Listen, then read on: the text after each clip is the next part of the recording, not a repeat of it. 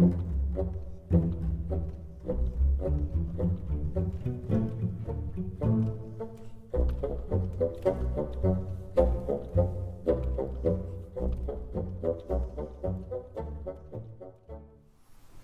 everybody, welcome to Number 27. I'm Jack, and why am I standing in front of the, why am I sitting in front of this old boat?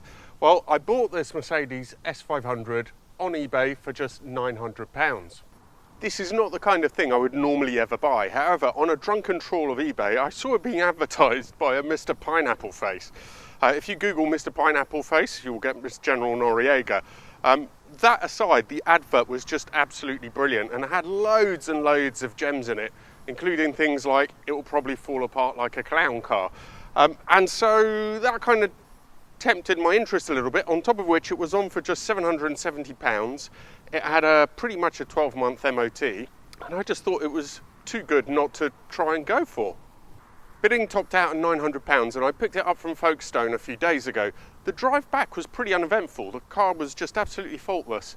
Apart from a couple of times, I'm sure I could smell some sort of something burning, so I had to stop and check it out. But turned out I couldn't find anything wrong, and that hasn't been repeated since. In this video, I'm going to tell you a little bit about this series of S-Class and why it has such a terrible reputation. Then we'll look over the car generally, this one in particular, see what's going on with it, what condition it's in, what's good and what's bad. We'll take it for a drive as well. And then finally, I'd like you to help me decide what I'm going to do with it. The W220 series S-Class came out in the late 90s, and when there were first reviews, the journos did pretty much rave about them and said they were absolutely amazing. And that's because they never got to drive one that was more than a year old. So in actual fact, they are amazing to drive when everything is working, but that doesn't tend to happen for very long. Now, for years, I think that the Germans had been admiring the Italian way of doing things, and they decided that they wanted a bit of that. So in the late 90s, they thought, well, I think we're gonna stop with the overblown sort of quality checks, with the quality materials, with the electrics that work, and rust-proof cars, and we're just gonna go for cars that make us a bit more money. So they started to really cut corners and to really cut costs. So things like the rust proofing, the electrics, the materials, that was all pretty much took a nosedive from that point onwards. And that was a real shame, because in actual fact the S-Class had some really interesting engineering behind it. It had air suspension, it had some new sort of tech that had things like automatic distance cruise control, it had double glazing, it had loads and loads of little trinkets that actually made it a really refined car. Steering wheel still raises and lowers as it should. The 5 litre V8 sounds good. So, air suspension is good. In my one, surprisingly, it actually works. So it sort of raises, there's a button here as well where you can raise or lower, change the ride height. That all works. Car doesn't, they're notorious for having leaking airbags or other issues with the system with the pump. And again, on this one, everything seems to be working for the moment. It's probably not something I should boast about too loudly, but this was also, I think, the first car, or definitely one of the first cars, to have distance controlled cruise control, which is really, really handy. And on this, it does work right up until the point where it starts throwing up loads of ABS lights, and we'll talk about that in a minute. But apart from that, it drives amazingly well. It's like a magic carpet ride. It's just fantastic.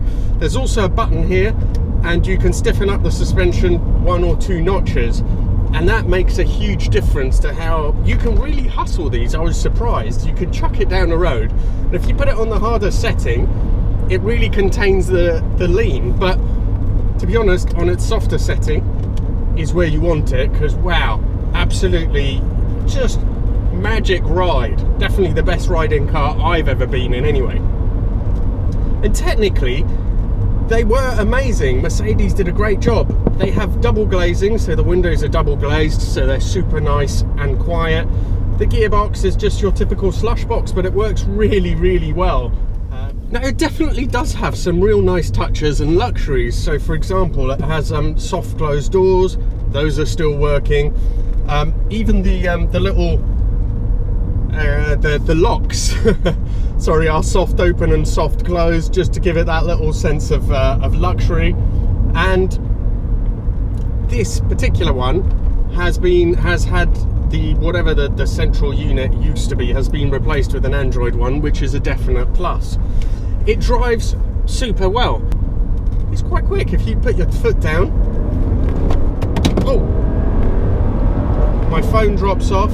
The glove box opens as well, which is an optional feature which was very much in demand at the time, and my phone dropped to the floor as well. So yeah, so it's pretty sprightly actually.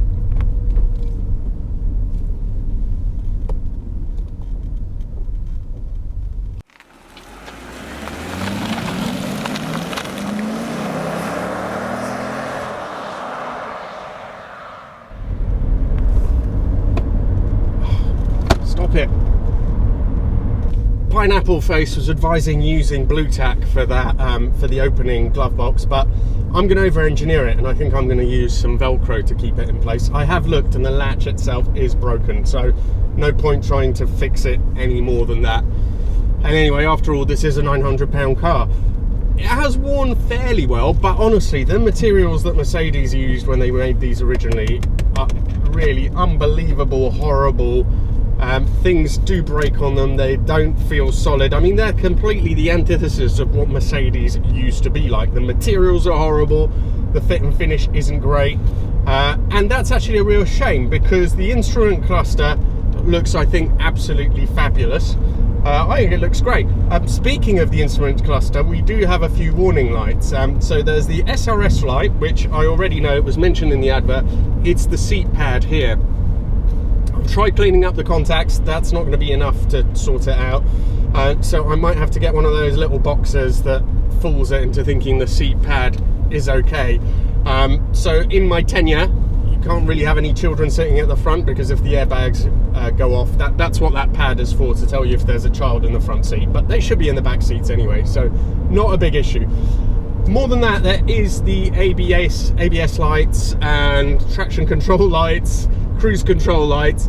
It's all part of the same problem, I'm sure. They all come on at the same time. They haven't come on as yet. They tend to come on when the car is going in a straight line, which is quite interesting, because actually it goes absolutely dead straight, but the wheel is not in a central position when it is going straight. It's at a slanted angle. So something is not quite right there, and I think that's something that I'll look into when I put it on the ramp, see if we can find what it is. Often it's the speed rings that cause these ABS faults, because they corrode and the sensors can no longer read them properly, but I don't know what it is in this case, but we'll find out. Doesn't look too bad. So that's two warning lights. Also, just while I've had it, the engine control light has also come on in true 220 style. So I don't quite know what's going on there, and I'll have to have a look. But I mean, as you saw before when I booted it, it really picks up and goes. It's not slow. The engine sounds great. Everything seems to be working. So I'm hopeful that that's just some sensor or something just being a bit naughty, but that there's nothing drastically wrong, really. I think, you know, what are the chances? These are so reliable. It all feels pretty tight. It doesn't feel like there's any particular looseness in the steering or in the, you know, in the ball joints. There's no knocking sounds. It really does drive well. Offside rear window doesn't go up and down. That worries me not at all, and I'm not going to do absolutely anything about that. Most of the rest of the switchgear does work. This seat, it does adjust. All the other seat works perfectly. This one doesn't adjust. So you can't move it downwards at the back for some reason, hence I am sitting a little bit higher than I would normally be, but all the other adjusters on it work, which is, so I don't know. Again, I might have a look at the connectors or something like that and see if there's anything that's going on there.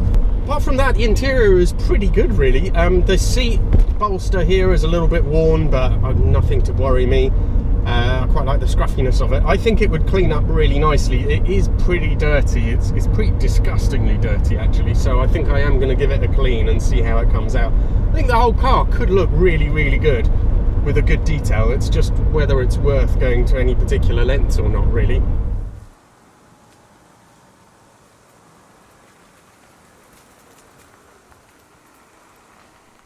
The bodywork is a real Achilles heel on the W220. They do suffer quite badly from tin worm. In actual fact, they are just legendary for it. At a time when the Italians started making cars that didn't rust, Mercedes started making cars that do. So this one in particular, it actually looks pretty good. I haven't cleaned it yet. It's absolutely filthy. Those lights are a little bit smoky, but that can be polished out and they'll look absolutely fine. There's a couple of little minor marks,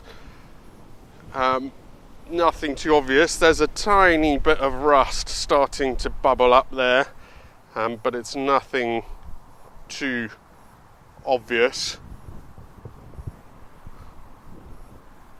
The sort of shut lines are pretty good. There's no sort of bumps and scrapes. This is probably, on the driver's side, well, no, not probably. This is definitely the worst of the rust. And even that isn't really that bad. Yes, it's bubbled, it's broken through the paintwork. But again, normally a W220 for this sort of money would have a lot more evidence of rust. It's really pretty good. The question is what to do with this big tank. Well, I think for the next episode, I'm going to get it onto a lift so that I can look more thoroughly at what's going on underneath, at the general condition of it. And then also maybe plug it into a Mercedes star system to see about those faults, how easy they'll be to correct and so on. And that will give me a better idea on what direction to head in. But one possible thing obviously is just to pretty it up a little bit. As I say, polish those headlights, maybe even giving that rear 3/4 where the arch is bubbling, maybe even preparing that and then giving it a blow over. I don't know, I'm loath to do all that. Or I could simply keep it and try and keep it for 12 months without spending a single penny on it. I don't know, there's a few options there, but keep an eye open for the next one, and any options, any ideas that you have on what I can do with it will be gratefully received. Please do follow me on Instagram, and that is the best way for you to contact me if you need to send me a message. And lastly, please do subscribe to the channel if you haven't already. Thank you, and see you for the next one.